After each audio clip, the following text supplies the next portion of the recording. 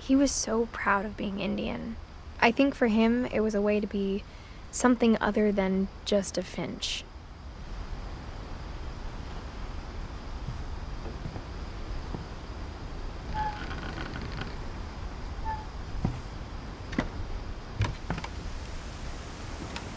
On the way back from Lewis's funeral, my mom told me to start packing. She waited until the day before we left to tell Edie. I'm not sure if she wanted to make it easier or harder.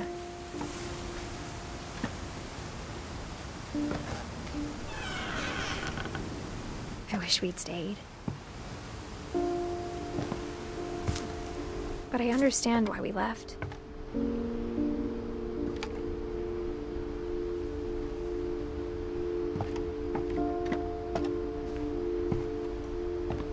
My mom ended up leaving everything behind.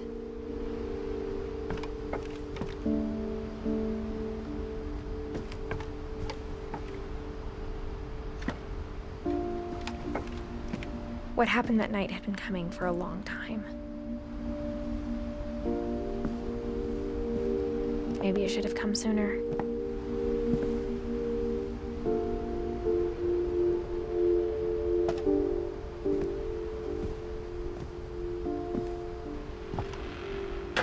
But it had to end one way or another.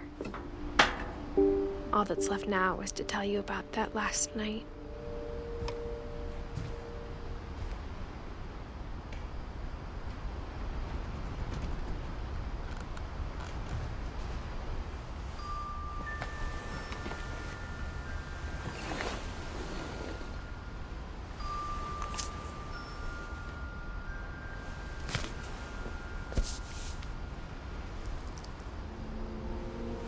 That whole last day, Edie just watched us pack and didn't say a word.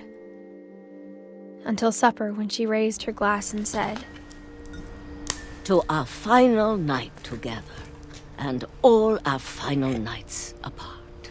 Grandma, you know what I said about alcohol. Some of your medications are very Edith, specific. I left a present for you in the hallway.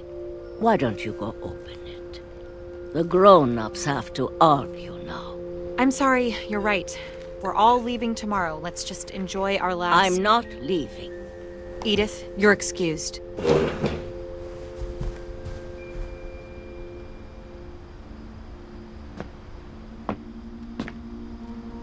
The power had been shut off that morning, but Edie always had plenty of candles. When my mom sealed the library, I don't think she knew about the other entrance.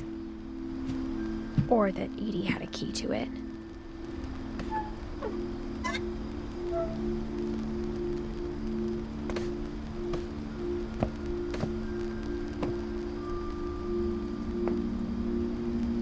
That thing you're afraid of isn't going to end when you leave the house.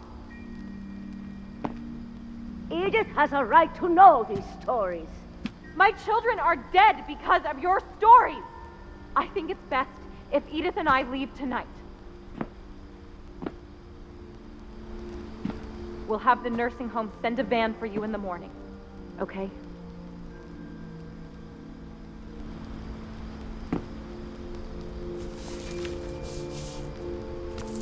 Dear Edith, there's so many stories I wish I could tell you, but there's only time for one. This is about what happened on the night you were born. That night, the tide went way, way out. It was the first and last time I ever saw the old house aground. There'd been an earthquake out in the middle of the ocean. They called it the lowest tide in 1,000 years. God, it smelled awful. You know, I've seen that house every day of my life.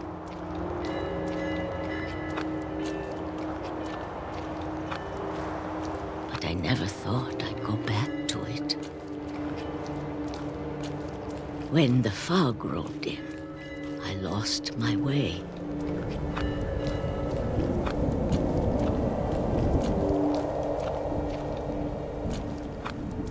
I got turned around.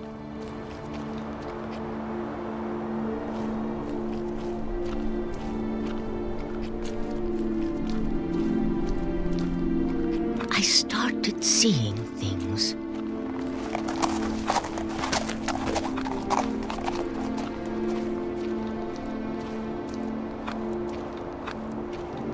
Things I'd forgotten had ever existed.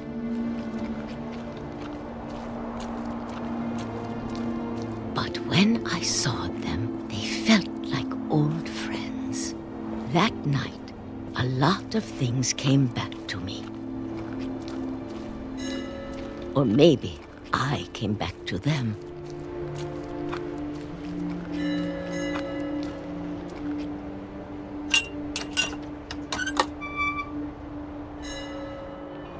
Things I can't explain, but that I need you to try and... Edith, what are you doing in here? It's mine. Edith! Mom, you're gonna rip it! Let go! I kicked and screamed, but Mom dragged me to the car.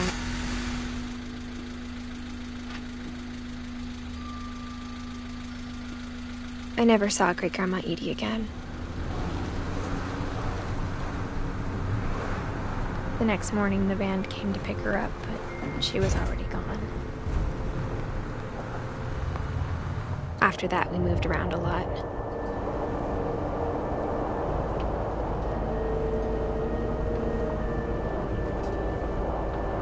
We both tried to make the best of it.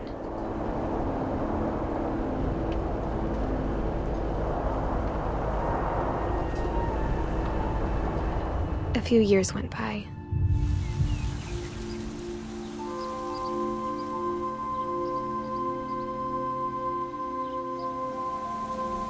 My mom didn't like to talk about it, but she started getting sick a lot. The rest happened pretty quickly.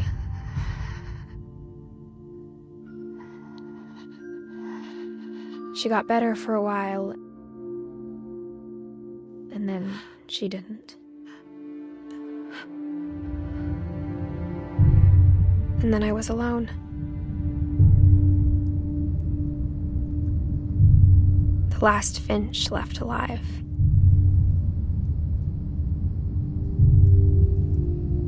Until I found out about you.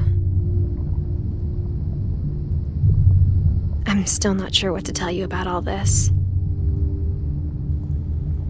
If we lived forever, maybe we'd have time to understand things. But as it is, I think the best we can do is try to open our eyes. And appreciate how strange and brief all of this is. This journal was supposed to be for you. But now I hope you'll never see it. I just want to meet you and tell you all these stories myself. But I guess if you're reading this now, things didn't work out that way.